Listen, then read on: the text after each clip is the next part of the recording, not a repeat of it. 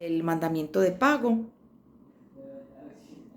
Habíamos hablado del mandamiento de pago, se cortó esto, entonces espero pues que no haya pasado nada, que no se haya perdido información. Estaba terminando las obligaciones prestacionales que yo puedo incoar como pretensión en los procesos ejecutivos, y luego de presentar la demanda viene el mandamiento de pago, que ya hablamos de él, ya dijimos cuándo se libraba, cuándo se notificaba, cómo se podía controvertir mediante recurso de reposición, cómo se puede apelar, qué pasa cuando se revoca. Listo, entonces eso ya lo miramos. Una vez el juez libra mandamiento de pago, da traslado de la demanda, o sea, ordena notificar, se notifica por las reglas generales que ustedes ya conocen, y una vez notificado el demandado, entonces se da traslado de la demanda. Ese traslado es de 10 días, siempre. No importa la cuantía, siempre, siempre, siempre será de 10 días. ¿Listo? ¿Qué puede hacer el demandado en ese término de traslado? Entonces, ¿cuáles son las conductas que puede realizar el demandado en el término de traslado? Primero, guardar silencio. Si él guarda silencio, es decir, no se defiende, lo que pasa después del término de traslado, después de los 10 días, es que el juez dicta un auto que ordena seguir adelante la ejecución. Es un auto irrecurrible, es un auto que, que digamos, prepara el proceso para la entrega de los dineros, si es que están recaudados dineros, o para el remate. Se va a ejecutar ya el demandado en estricto sentido. En este caso, cuando no hay defensa por parte del demandado, no hay oralidad en el proceso y no hay sentencia tampoco. Es el primer caso dentro del proceso procesal especial en donde donde un proceso, bueno, no, mentiras, porque en el de rendición de cuentas tampoco hay sentencia. Este es uno de los casos, de los poquitos casos en donde no hay sentencia en un proceso jurisdiccional civil. ¿Cuándo? Cuando el demandado no se defiende. Segunda actitud que puede asumir el demandado en ese traslado de la demanda, ya lo dijimos ahora: proponer excepciones previas, alegar vicios de forma del título o presentar beneficio de excusión. Y eso lo hace a través de el recurso de reposición. Listo. Eso se hace a través del recurso de reposición, del cual ya hablé lo suficiente, entonces pues no voy a volverlo a, a repetir. Una cosa importante sí aquí, y es que si este proceso ejecutivo es producto de una sentencia declarativa de condena, o sea, hubo un declarativo previo donde hubo una sentencia de condena, y esa sentencia de condena sirvió de título ejecutivo para iniciar el ejecutivo ante el mismo juez, entonces en esos procesos no caben las excepciones previas, no caben excepciones previas, solamente cabría la excepción previa de indebida representación e indebida notificación. De resto no cabe ninguna excepción previa. Y esto que les estoy diciendo de la indebida representación y la indebida notificación se puede alegar en cualquier momento, no solamente como excepción previa, sino que en el término de traslado usted también lo puede alegar, ¿cierto? Siempre. Y en este tipo de procesos producto de un declarativo de condena no caben todas las excepciones de fondo que usted quiera, caben solo algunas, que son el pago, la compensación, la confusión, la novación, la prescripción, la transacción y la pérdida de la cosa debida y la nulidad relativa. Vuelvo y repito, solo caben como excepciones de fondo cuando el ejecutivo es producto de una sentencia de condena, o producto de un acta de conciliación, o producto de una transacción. Entonces solo cabe el pago, la compensación, la confusión, la novación, la prescripción, la condonación, la transacción, la pérdida de la cosa debida, la nulidad relativa, además de la indebida representación y la indebida notificación. Solo cabe eso, ¿cierto? ¿Por qué? Porque como ese ejecutivo se hace en cuaderno aparte o sea, ante el mismo juez, pues se supone que en el declarativo yo ya tuve oportunidad de alegar las otras cosas. Por eso es que en estos procesos no se permiten entonces alegar otras excepciones. Tercera cosa que puede, o tercera conducta que puede realizar el demandado dentro del proceso ejecutivo es cumplir con la obligación. Si es una obligación dineraria, dentro de los 5 días. Si es una obligación de hacer, en el término prudencial. Si es una obligación de no hacer, en el término prudencial. Y si es una obligación de suscribir documentos, en los 3 días que establece el juez en el mandamiento de pago. Cuarta cosa que puede formular o cuarta actitud que puede desarrollar el demandado en este tipo de procesos es defenderse, presentar excepciones de mérito, con la salvedad, ya les dije, de que si venimos de un declarativo de condena, de un acta de conciliación, de una transacción, pues las excepciones de fondo se me limitan. De resto, usted puede excepcionar lo que quiera.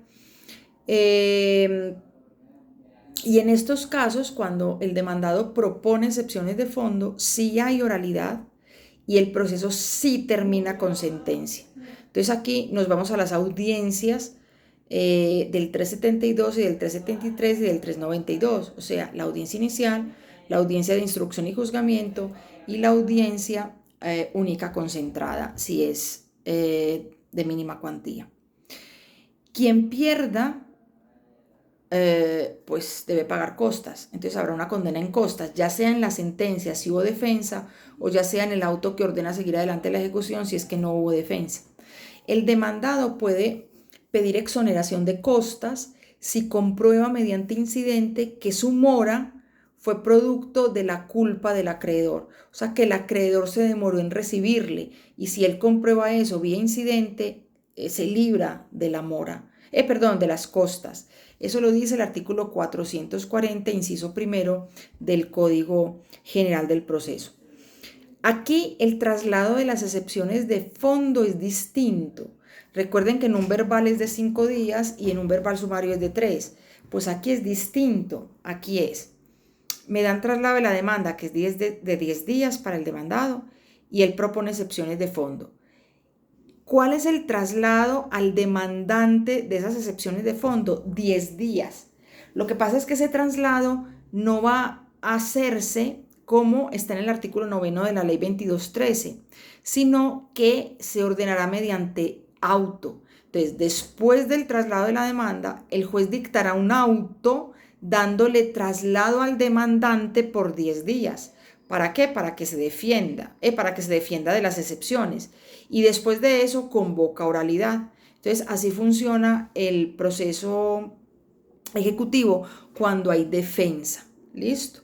Y una vez terminamos las audiencias, en la audiencia de instrucción y juzgamiento, pues lo que hace el juez es dictar sentencia. ¿Listo? O porque ordena seguir adelante la ejecución o porque no, y entonces si la ordena seguir, pues ya vamos a ver que vienen o las entregas de dinero, si es que hay dineros recaudados, o el remate. En caso contrario, se ordenará levantar las medidas y pues se da por cumplida la obligación y se acaba la historia. Una cosa importante es que el demandante, si pide embargo y secuestro, porque son las únicas medidas cautelares que caben en un ejecutivo, él no tendrá que pagar caución para que se las decreten y practiquen.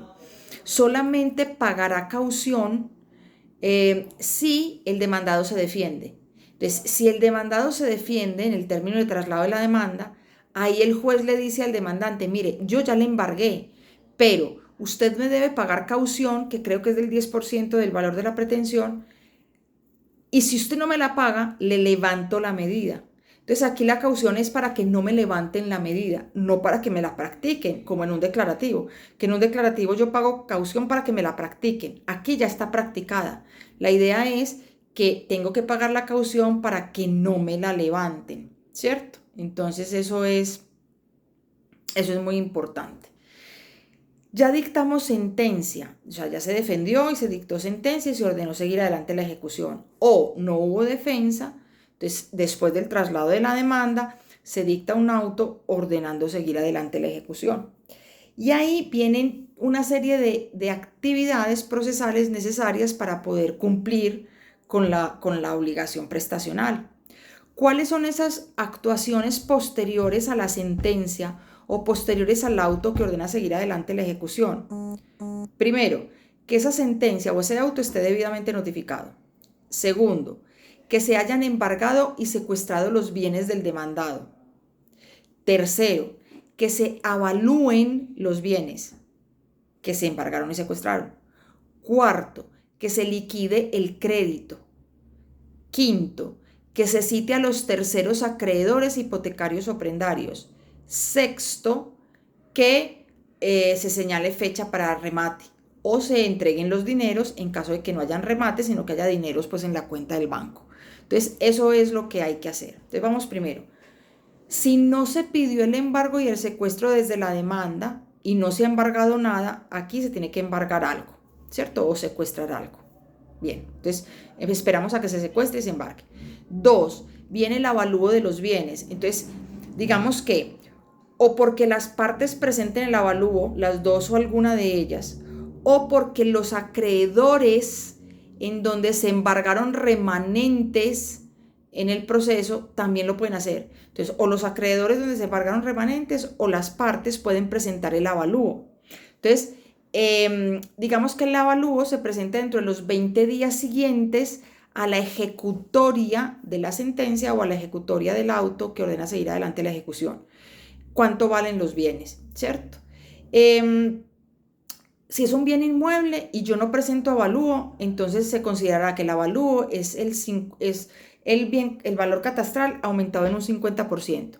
Y si son bienes automotores, carros, y no se presenta el avalúo, se entenderá que es el valor del carro, del vehículo, de acuerdo a revistas especializadas o tenemos en cuenta lo estipulado en el impuesto de rodamiento. De resto, yo tengo que hacer un avalúo, ¿cierto? Ese avalúo que se presente en esos 20 días, entonces es un acto de parte, necesita traslado. Entonces se le dará traslado a la parte contraria. Pero ese traslado a la parte contraria es por auto. Es decir, que aquí no aplica el artículo 9 de la ley 2113, sino que el juez dicta un auto dándole traslado a la parte contraria por 10 días para que se pronuncie sobre ese avalúo. Si en el término de traslado de esos 10 días, la parte que va a estudiar el avalúo presentado por la contraparte no había presentado avalúo, lo puede hacer. Y ese nuevo avalúo de la persona que no lo había hecho antes también se trasladará a la contraria, pero ya sí con las reglas generales de la 2113, artículo 9, es decir, con los 2 días de colchón. Entonces, se le dan 2 días de colchón y un traslado de 3 días. ¿Listo? Entonces, vamos para que me entienda. Pedro y Catalina. Pedro es el demandado, Catalina es la demandante. Entonces ya se dictó sentencia o auto que ordena seguir adelante la ejecución y dentro de los 20 días de la ejecutoria, Catalina presenta avalúo. De ese avalúo se va a correr traslado a Pedro mediante auto. Después de que Catalina presente el avalúo, el juez dicta un auto y le dice a Pedro, Pedro, mire el avalúo, estúdielo, a ver usted qué dice. Pedro, en esos 10 días, puede presentar avalúo también, porque él no lo había hecho antes. Y él presenta un avalúo, y ese avalúo me lo tienen que trasladar a mí, pero solo por 3 días y sí con las reglas generales, o sea que le aplicamos las reglas del traslado del artículo 9 de la 2113. ¿Listo? Entonces es importante eso. Ese es el avalúo. Cuando hay que hacer avalúo y ninguna de las partes lo hizo, sino que el juez nombra perito evaluador para que realice el dictamen pericial sobre los bienes, quien tenga la tenencia de los bienes tiene que permitir el acceso del perito al bien para que él pueda realizar el dictamen. Si obstruye la realización del dictamen y por tanto no se puede realizar el peritazgo, 1, le imponen una multa de 5 a 10 salarios mínimos y 2, hay un sucedáneo probatorio. Se tiene, por cierto, el avalúo que establezca la contraparte. Entonces ahí es importante pues que lo tengamos en cuenta porque eso es importantísimo. En este asunto del avalúo también hay que tener en cuenta pues como ciertas cosas. Es posible que el demandado considere que hay muchos bienes embargados. Entonces, a él le dan la posibilidad, artículo 600, a él le dan la posibilidad de solicitarle al juez reducción de embargos, porque los embargos nunca pueden superar el doble del valor del crédito. Entonces, si el demandado considera que está doblando el crédito, pide reducción de embargos y el juez le dará 5 días al demandante para que escoja cuál de esos bienes quiere que sigan embargados y cuáles no. Y si los que se desembargan están afectados por remanentes en otro juzgado, entonces se ponen a disposición del otro juzgado. ¿Listo? Y también frente a este asunto de los bienes que están embargados y que son objeto de avalúo, también hay otra cosa que se llama el beneficio de competencia, que está en el artículo 445 del Código General, 1684 y 1685 del Código Civil, que consiste en ¿qué? En que si el demandado considera que los bienes que están embargados son para su subsistencia o para los de su familia, ascendiente, descendiente, cónyuges, hermanos, en fin, puede solicitar que se desembarguen porque son para su vida digna, ¿cierto? Entonces, obviamente eso lo tiene que hacer a través de incidente. Bien, ese es el avalúo. Tercera cosa que después del embargo y secuestro, después del avalúo, la tercera cosa que pasa después de la sentencia o del auto que ordena seguir adelante la ejecución es la liquidación del crédito. Esa liquidación del crédito la hace cualquiera de las partes o el juez de oficio, ¿cierto? Entonces, una vez está notificada la sentencia o notificado el auto que ordena seguir adelante la ejecución, las partes o una de las dos presenta la liquidación del crédito y se le da traslado a la parte contraria por 3 días con las reglas del artículo 9 de la 2113, o sea, con los 2 días de colchón. Se le da traslado por 3 días para que la otra parte pues se pronuncie, está de acuerdo o no está de acuerdo con la liquidación del crédito. O sea, a día de hoy la deuda está en cuánto, con mora y con capital. ¿Está de acuerdo sí o no? Si no está de acuerdo, tiene que presentar una nueva liquidación en esos 3 días, porque si no, se entiende ineficaz su oposición. ¿Listo? Y luego el juez aceptará o no aceptará la liquidación. Si el juez la modifica, entonces ese auto que modifica la liquidación es apelable y es apelable en efecto diferido. Es decir, que aquello en lo que no me opuse se entregará al demandante. Ejemplo, el demandante presentó una liquidación del crédito por 150 millones de pesos. El demandado en el traslado se opuso y dijo que no, que la liquidación era de 120. Es decir, que el demandado no está de acuerdo en los 30 millones de diferencia. Esa es la disputa, 30 millones. Él está de acuerdo con 120, por tanto esos 120 se entregan, porque estamos en efecto diferido, y acuérdense que el efecto diferido supone eso, cumplimiento de la sentencia, en lo que no se apeló. Entonces, ¿en qué estamos de acuerdo? En 120, entonces los 120 se entregan y los 30 que faltan, pues esos son los que están en discusión en el recurso de apelación. La siguiente cosa que se hace es llamar a los terceros acreedores hipotecarios o prendarios. Entonces, si el juez se da cuenta que hay un acreedor hipotecario o prendario, acuérdese que la hipoteca y la prenda son créditos prevalentes, o sea, tienen prelación de créditos. Entonces, se debe ordenar citar a ese acreedor hipotecario o prendario para que venga a hacer valer su derecho aquí o en otro proceso. Aquí lo importante es citarlo.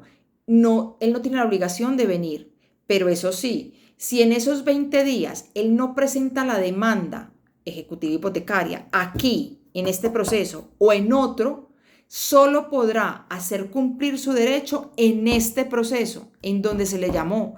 ¿Y hasta cuándo puede llegar? Puede llegar hasta antes de que se fije fecha para remate. Si el acreedor hipotecario, cuando se le llama, no aparece y le tienen que nombrar curador ad litem, solo podrá hacer valer su derecho en el proceso donde se le llamó. ¿Listo? O sea que el curador no puede presentar demanda en otro lado.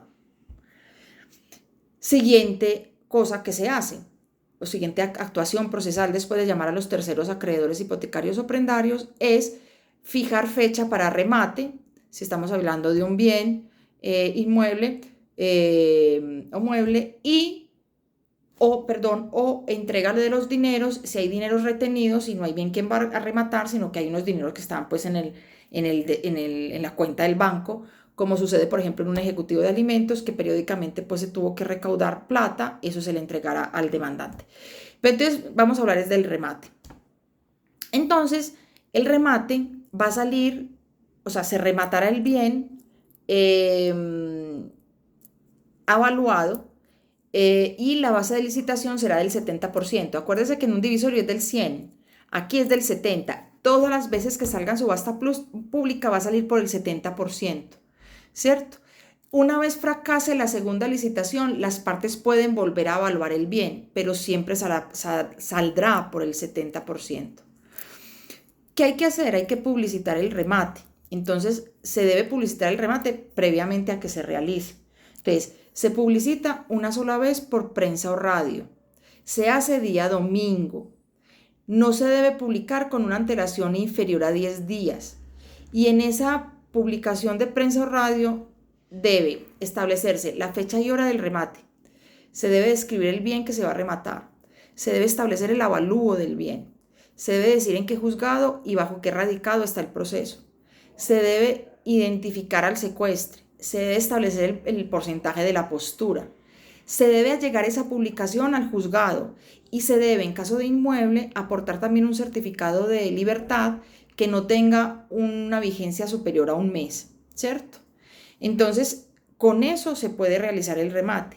Si eso no se hace, habrá nulidad y la nulidad se podrá alegar. ¿Quién puede hacer postura para el remate? Cualquiera, incluyendo al ejecutante o a los ejecutantes, incluyendo al acreedor, ¿cierto? Entonces, así como en el divisorio los comuneros podían hacer postura, pues aquí el ejecutante, el demandante, pues también podrá ser postor.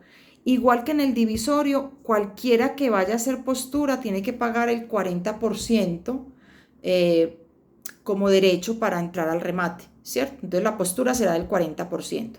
Aquí hay una excepción.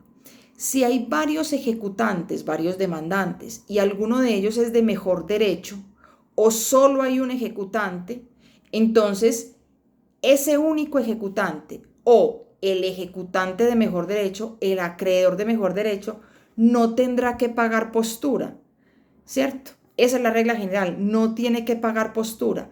¿Cuándo sí tiene que pagar postura? Cuando el crédito sea, mejor dicho, no tiene que hacer postura del 40% siempre que el crédito sea igual al 40% del valor del avalúo. Si el crédito es igual al 40%, igual o inferior, al 40% del valor del avalúo, no tiene que pagar postura y puede participar en ella. Pero, por ejemplo, el crédito es de 35 millones.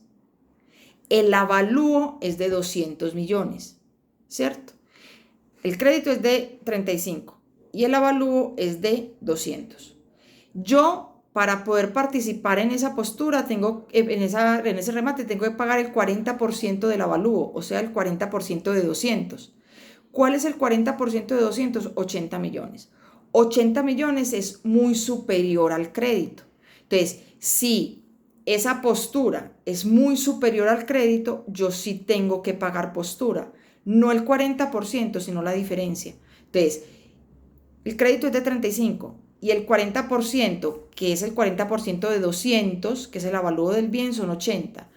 Hago la diferencia. 80 menos 35 son 45 millones. Entonces, yo no voy a pagar los 80 millones que cualquier postor va a pagar, sino que voy a pagar la diferencia, que serían 45 millones. Listo.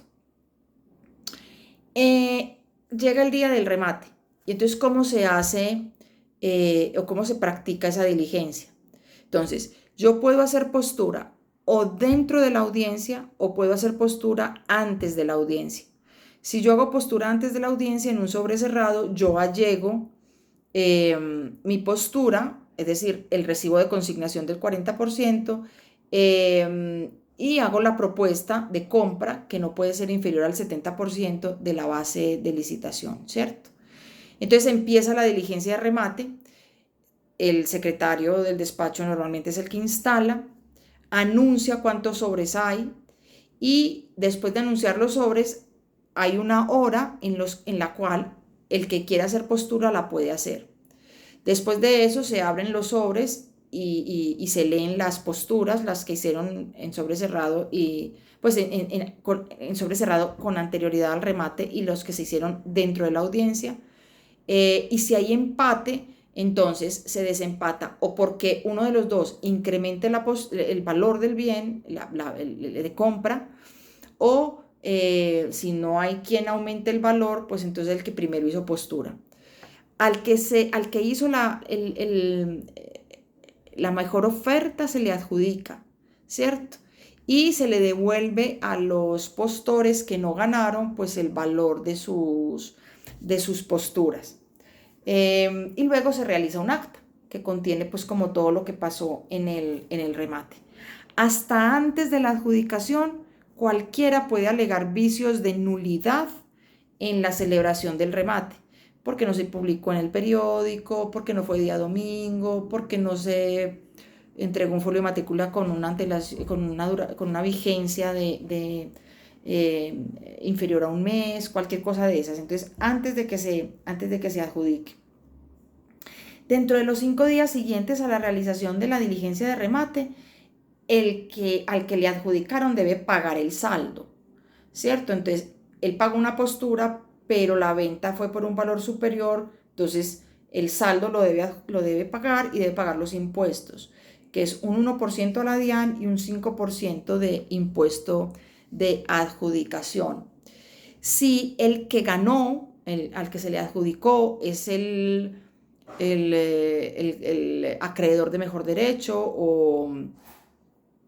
o el único ejecutante, pues entonces no tendrá que pagar el saldo si el crédito es si el crédito es superior al valor de la compra. Entonces ahí no tendría que pagar saldo. Una vez se paga el saldo y se pagan los impuestos, entonces se emite por parte del juzgado un auto de aprobación del remate. Y ese auto de aprobación del remate es el que se va a registrar porque es el que va a constituir junto con la sentencia pues el título de dominio. En esa auto de aprobación se va a cancelar la hipoteca y la prenda, se van a levantar las medidas cautelares, se va a ordenar su registro, el auto de aprobación con el acta del remate, se ordena el secuestro que le entregue el bien al rematante y se ordena entregar el producto de la venta, el producto del remate, pues al acreedor, ¿cierto? En caso de que a quien se le adjudicó no pague el saldo, pues eso tendrá unas sanciones. Si el adjudicante es un tercero, entonces él debe, como sanción, sufrir la pérdida de la mitad de la suma que pagó como postura. Y si a quien se le adjudicó es el acreedor de mejor derecho o el único ejecutante, pues entonces se le va a cancelar el crédito en un equivalente al 20% del avalúo. Bien. Y finalmente encontramos que hay remate improbado cuando no se pagó el saldo debido, remate desierto cuando no se presentó el postor a la diligencia, remate inválido cuando hay un vicio de nulidad y remate fallido cuando por otras causas no se realiza el remate, como por ejemplo vacancia judicial, cerraron los juzgados, como la pandemia o este tipo de cosas. Hasta aquí, por tanto, es el proceso ejecutivo, muchachos. Cualquier duda me preguntan en la semana y con mucho gusto les absolveré. Un abrazo.